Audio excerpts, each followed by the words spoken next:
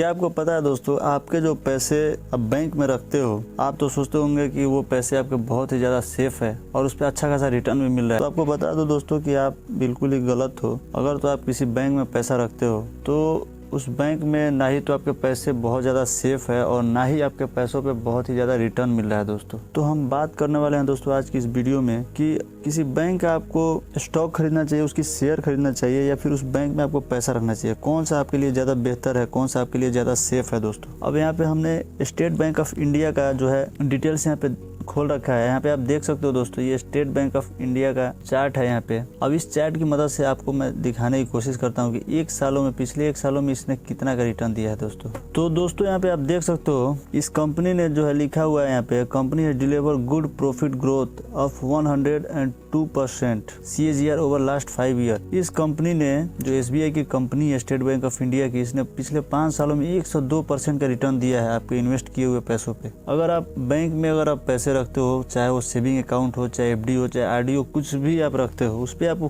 कितना रिटर्न मिलता है दोस्तों पता है आपको? ज्यादा से ज्यादा 6 से 8% या उससे भी ज्यादा आप ले लो 9%। 9% के हिसाब से या 8% के हिसाब से अगर देखा जाए तो 72% को होने के बाद से आपके पैसे डबल होते हैं दोस्तों। अगर मान के चलो आपने SBI में 1 लाख रुपए इन्वेस्ट किया है तो उस पर 72% का रिटर्न जब मिलेगा ना, तब जाके वो पैसा आपका 2 लाख होगा। और अगर वो SBI बैंक जो है आपके सेविंग अकाउंट पे या फिर आपके फिक्स किए हुए पैसों पर, आपके FD पर 8% की रिटर्न दे रही है, हालांकि 8% तो सेविंग पर नहीं देती है, सेविंग पर लगभग 6% की रिटर्न देती है मेरा जहां तक अंदाजा है। तो अगर 6% की रिटर्न आपको सेविंग पे दे रही है तो 72% बनाने के लिए उसे आपको तकरीबन 12 साल आपको तकरीबन लग जाएंगे उस पैसे को डबल करने के लिए। सेविंग अकाउंट की बात कर रहा हूँ दोस्तों मैं। अगर वो फिक्स करते हो आप पैसे तो उस पर आपको 8% की रिटर्न मिलती है। 8% की रिटर्न मिलती है, वो आपके 8% की रिटर्न मिलती है आपकी FD पे दोस्तों। तो अगर आप FD भी करते हो ना किसी भी बैंक में, चाहे वो SBI हो, चाहे वो केनरा बैंक हो या कोई सा भी बैंक हो, उसका FD रिटर्न लगभग 8, 8.5%, 7.5% इसी के रेंज में होता है दोस्तों। तो उसमें आपके पैसे को डबल करने के लिए आपको देना पड़ता है कम से कम 9 साल दोस्तों। लेकिन यहाँ पे आप देख सकते हो 102% का रिटर्न। इसकी मतलब समझ रहे हो दोस्तों आप? सेम उसी कंपनी में अगर आप उसकी शेयर खरीदते हो तो यहाँ पे 5 सालों में आपको 102% का रिटर्न मिला है, यानी डबल से भी ज्यादा सिर्फ 5 सालों में ही। यहाँ पे आप कह सकते हो कि लगभग 3 सालों में आपके पैसे को डबल कर दिया है इस बैंक ने। तो अगर आप सोचते हो कि उस बैंक में आप पैसा रखते हो और कल को ये बैंक डूब जाती है तो क्या आपके पैसे सेफ है दोस्तों? बिल्कुल भी नहीं। क्या यस बैंक में आपको पता है जितने भी लोगों ने पैसे रखे थे यस बैंक में ही नहीं, किसी भी बैंक में जो आपके अमाउंट रखे हुए होते हैं ना, उस पे RBI का जो नियम के अनुसार आपके 5 लाख रुपए ही इंश्योर्ड होते हैं दोस्तों।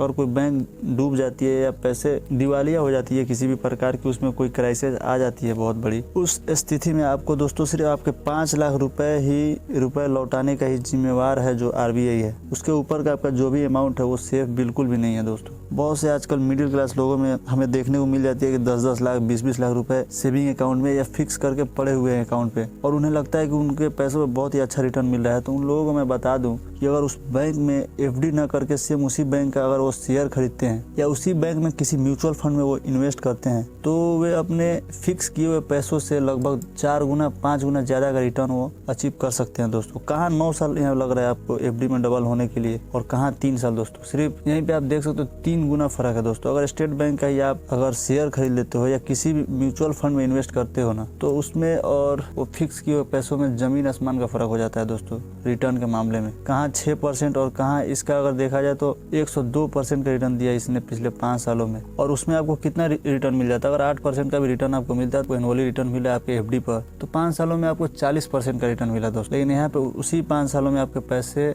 डबल से भी ज्यादा यानी 2.5 गुना आपके पैसों को बढ़ा दिया है इस स्टॉक ने। अगर बात की जाए इसी कंपनी की म्यूचुअल फंड्स ने, तो उसने तो और भी ज्यादा बेहतर रिटर्न दिया है दोस्तों। इस SBI का बहुत सा म्यूचुअल फंड है, जैसे कि आपको अगर दिखाने की कोशिश करूं तो यहाँ पे आप देख सकते हो दोस्तों। चलो हम गूगल से डायरेक्ट देखते हैं। यहाँ पे आप गूगल पे लिखोगे ना SBI म्यूचुअल फंड्स, यहाँ पे सर्च करोगे तो आपको बहुत से फंड की डिटेल्स यहाँ पे आपको देखने को मिल जाएंगे दोस्तों। विच SBI mutual fund is best, यहाँ पे देख सकते हो SBI इंफ्रास्ट्रक्चर फंड है, SBI long term equity fund है, SBI magnum mid cap fund है, SBI का स्मॉल कैप फंड है, लार्ज कैप फंड है। तो ऐसे आपको बहुत से SBI का फंड दिख जाएंगे। इस किसी भी फंड में अगर आप इन्वेस्ट करते हो तो अपने जो उस बैंक में जो फिक्स किया हुआ आपका पैसा है उससे तो आप बहुत ही ज्यादा रिटर्न यहाँ पे बना सकते हो। तो फिर क्यों आखिर आपको फिक्स करने की क्या जरूरत है दोस्तों, और क्या जरूरत है आपको सेविंग अकाउंट में आपके पैसे रखने की? और उस बैंक में कोई इश्यूज होती है तो वैसे भी आपके पैसे पे रिस्क है दोस्तों। और रिस्क तो ऐसे भी है,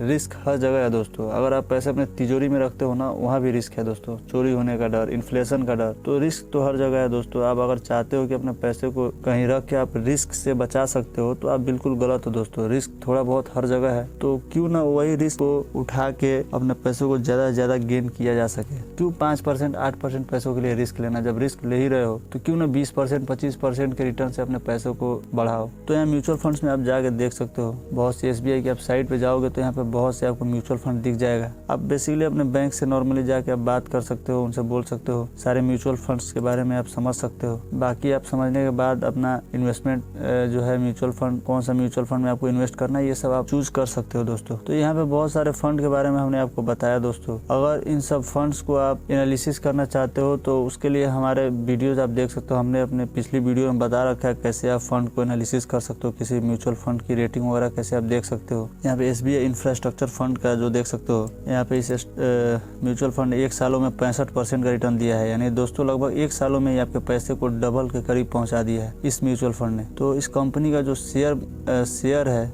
SBI का, उससे ज़्यादा रिटर्न तो इसका म्यूचुअल फंड ने ही आपको दे दिया है दोस्तों। यहाँ पे 3 सालों की अगर बात की जाए तो 33% का रिटर्न मिला है आपके अमाउंट पे। 5 सालों में अगर देखा जाए तो 25% का रिटर्न दिया है। मैक्सिमम में आप जाके यहाँ पे देख सकते हो, मैक्सिमम यहाँ पे आपको 17% के रिटर्न से आपका अमाउंट बढ़ा है। और इस फंड में अगर आप अपने पैसे रखे होते तो यहाँ से देख सकते हो आप 2013 में 28 जनवरी 2013 में ये फंड स्टार्ट हुआ था दोस्तों। तब से लेके ये 17% का रिटर्न दे रहा है। तो कहाँ बैंक का जो FD है 7% और कहाँ 17%, देख सकते हो कितना फर्क है दोस्तों। लगभग डबल से भी ज्यादा तेजी से आपके पैसे यहाँ पे ग्रो हुए होते अगर इस म्यूचुअल फंड में आपने अपने पैसे को रखा होता। ऐसे ही यहाँ पे बहुत सी म्यूचुअल फंड है। इसका SBI लॉन्ग टर्म इक्विटी देख सकते हो, 28% का रिटर्न दिया पिछले 3 सालों में। यहाँ पे SBI का मैग्ना मिड कैप फंड देख सकते हो, 25% का रिटर्न दिया इसने। तो अपने रिस्क के अनुसार आप चूज कर सकते हो कौन सा म्यूचुअल फंड आपके लिए बेस्ट है। और बिल्कुल सेफ इन्वेस्टमेंट चाहते हो, बिल्कुल रिस्क ना के बराबर चाहते हो तो SBI long term and mid cap में भी इसमें आप इन्वेस्ट कर सकते हो। फिर ब्लू चिप फंड भी होती हैं इसके, उसमें भी आप इन्वेस्ट कर सकते हो। यहाँ पे आप देख सकते हो SBI ब्लू चिप फंड, इसमें तो बहुत बड़ी बड़ी कंपनियां होती है जिनका फंडामेंटल बहुत ही ज्यादा स्ट्रॉन्ग होता है, वैसी कंपनी ही इस फंड में होती हैं। तो इस फंड में आप इन्वेस्ट करते हो तो आप